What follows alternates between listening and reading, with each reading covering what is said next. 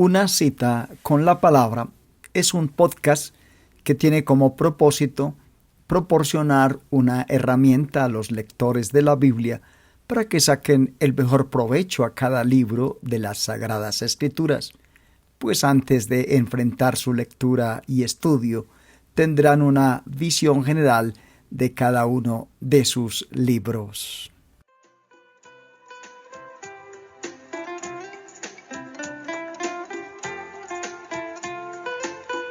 Bienvenidos a nuestro podcast, Primera de Tesalonicenses. No hay duda alguna acerca de la paternidad de este libro. Lo escribió el apóstol Pablo. Esto se declara en el primer versículo y está verificado por la evidencia interna. Pablo incluye a Timoteo y a Silas en la declaración inicial como participantes con él en el ministerio. En su segundo viaje misionero, Pablo llegó a Tesalónica y predicó el Evangelio de Cristo. Aunque la iglesia fue fundada entonces, Pablo se vio obligado a irse de la ciudad por enemigos del Evangelio. Más adelante se dirigió a la ciudad de Corinto, donde ejerció su ministerio durante unos 18 meses. Fue en Corinto que escribió Primera de Tesalonicenses. Pablo llegó a Corinto probablemente a finales del 50 después de Cristo o a comienzos del 51. Aparentemente escribió Primera de Tesalonicenses poco después de su llegada allí. Esto significaría una fecha del 51 para la redacción de esta carta. Debido a que Pablo se vio obligado a salir de Tesalónica y no pudo hacer allí todo lo que quería hacer, tenía una gran preocupación por el bienestar de su nueva iglesia. Por ello, envió a Timoteo de nuevo a Tesalónica para que ministrase y observase la situación. Fue el regreso de Timoteo con las nuevas acerca de la iglesia lo que impulsó a Pablo a escribir. El informe de Timoteo era básicamente positivo, pero revelaba también que la iglesia tenía algunos problemas y necesidades.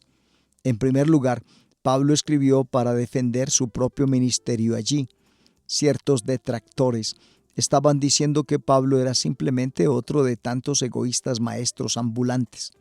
No tenía un interés real en los creyentes de Tesalónica, sino que enseñaba por provecho propio.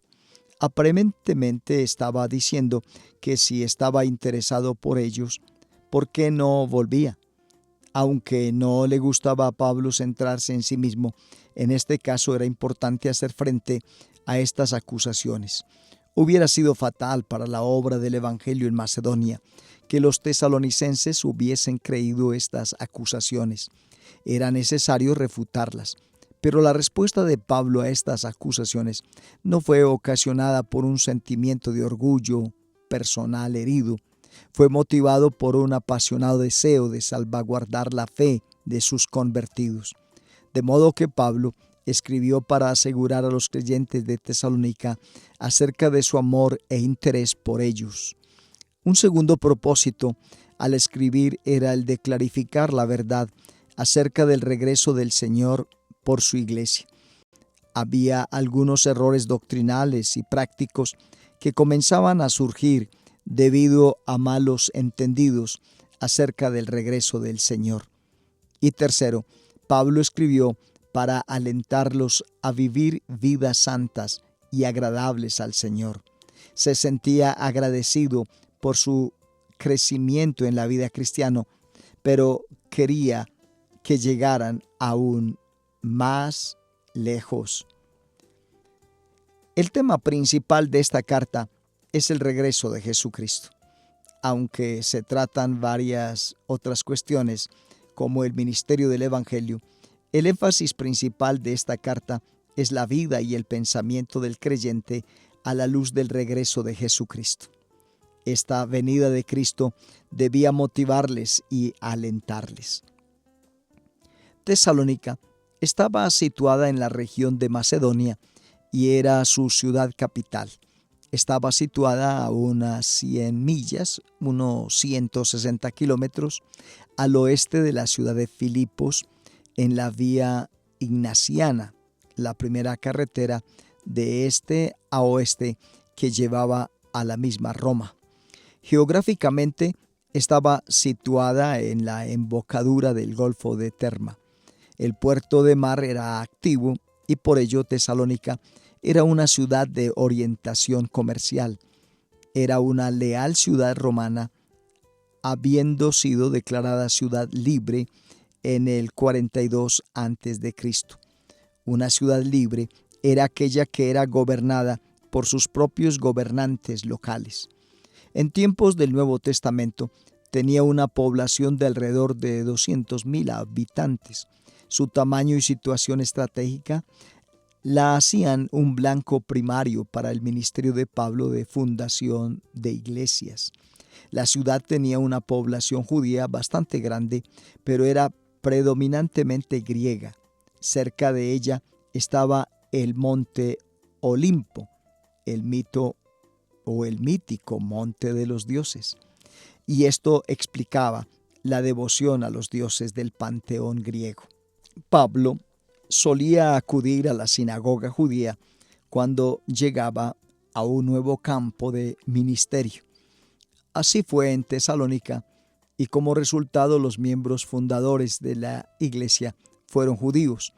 Durante las primeras semanas de predicación, los gentiles que se habían adherido a la sinagoga y varias mujeres principales también se convirtieron. Pronto se suscitó la resistencia judía al evangelio, con el resultado de que se cortó decididamente el influjo de convertidos judíos. Aparentemente, la mayoría de la iglesia quedó constituida por aquellos que habían sido salvados del paganismo. Los buenos informes de Timoteo hicieron que Pablo se regocijase. La palabra de Dios había sido recibida y estaba obrando en sus vidas.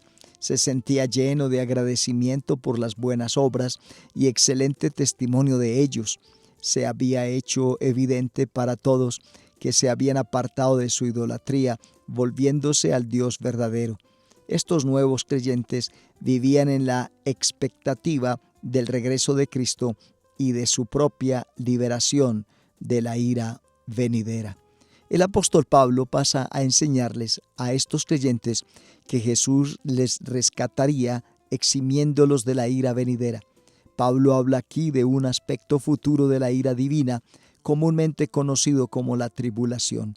Sabía que los creyentes sufren persecución de parte de los hombres, pero hace una distinción entre la persecución de parte de los hombres y la ira de Dios.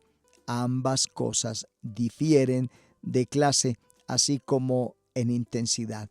Cuando se emplea el término la ira de Dios en sentido futuro, por lo general, tiene a la vista los juicios de la tribulación.